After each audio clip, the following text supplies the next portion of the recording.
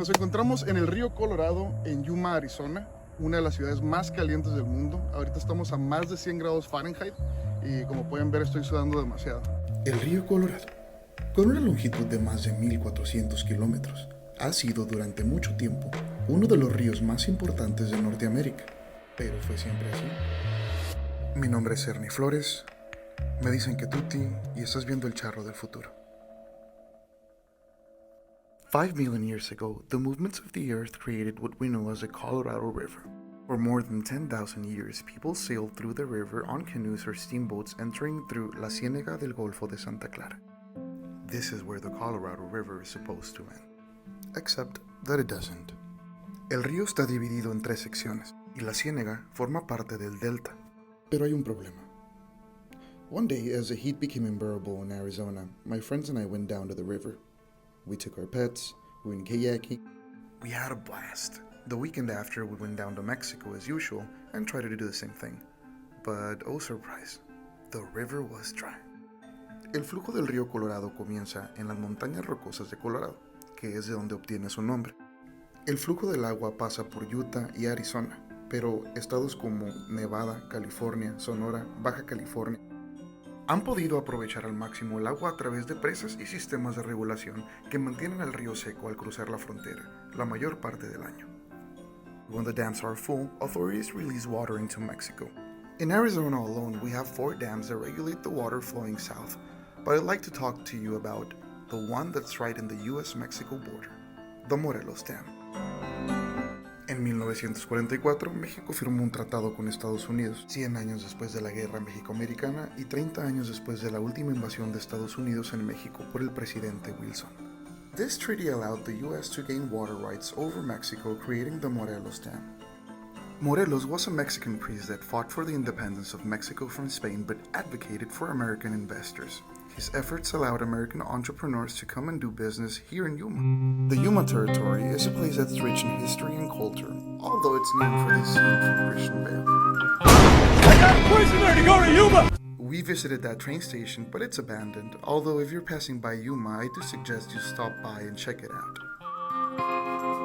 En el año 1776, mientras las fuerzas rebeldes de las 13 colonias, lidiadas por George Washington, peleaban por su libertad, un sinaloense, fundador de la ciudad de San Francisco, llamado Juan Anza, se embarcó en una expedición ayudando a fundar misiones católicas que se han convertido en las ciudades más importantes del oeste. Vamos a observar esta montaña justo detrás de la estación abandonada, desde la explanada de la iglesia. Esta montaña, a diferencia del resto de las montañas azules que podemos mirar en el desierto de Sonora, fue creada por el hombre. Este hombre, George Sheafy, in an attempt to divert the water from Yuma to the Imperial Valley, ordered tons of rocks to be brought from many miles away in order to construct this little mountain. This pile of rocks is just 1 mile north from the Morelos Dam and 5 miles west from Yuma. Since it's very close to the Border Patrol checkpoint, the access to the mountain is prohibited. But it's located right in front of the Kashan Casino Resort, and you get a pretty decent view from here. The Kashan people is an indigenous group along with the Mojave, Diegueño, Cocopa, and Havasupai. These tribes lived along the Colorado River, and they're collectively known as the River Humans. Traditionally, they were primarily farmers who lived in the Colorado River for more than 10,000 years. Los Quechan y los Cucapá, que durante 10,000 años se podían navegar libremente por las corrientes naturales del río Colorado, habían sido vecinos y aliados. El día de hoy se encuentran más separados que nunca, debido a tensiones que iniciaron militares americanos para poder tomar control del agua sobre México. En 1854, 2 años después de haber firmado el Tratado de Guadalupe Hidalgo, que concretaba la Guerra México-Americana, pasó un suceso decisivo en la administración del agua del río Colorado. El motor económico que había iniciado la potencia que era Estados Unidos se estaba apagando. Todo comenzó con la perversidad de la mano de obra gratuita, conforme el país iba adquiriendo una conciencia y demandaba leyes de emancipación. Científicos económicos de varias administraciones presidenciales necesitaron trabajar con varias compañías y con el Congreso para evitar una recesión. Entre las compañías más importantes se encontraba la California Land Company, de Nueva Jersey, y la Southern Pacific Railroad Company, de California.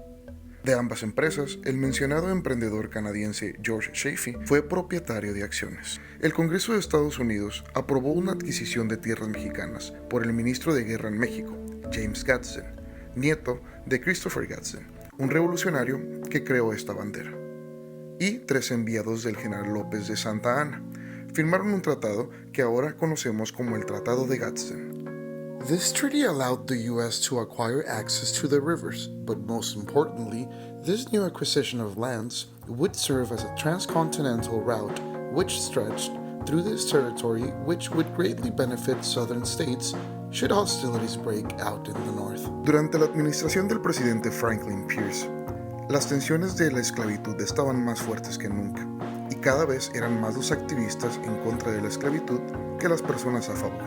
Pero en el sur de Estados Unidos y en las recientes adquiridas tierras mexicanas, los esclavistas encontraron un refugio para continuar con sus empresas de mano de obra gratuita hasta la llegada del presidente Lincoln. History tends to repeat itself, and in one way or another, we are still connected to the river, even if it's no longer connected to the Gulf of California.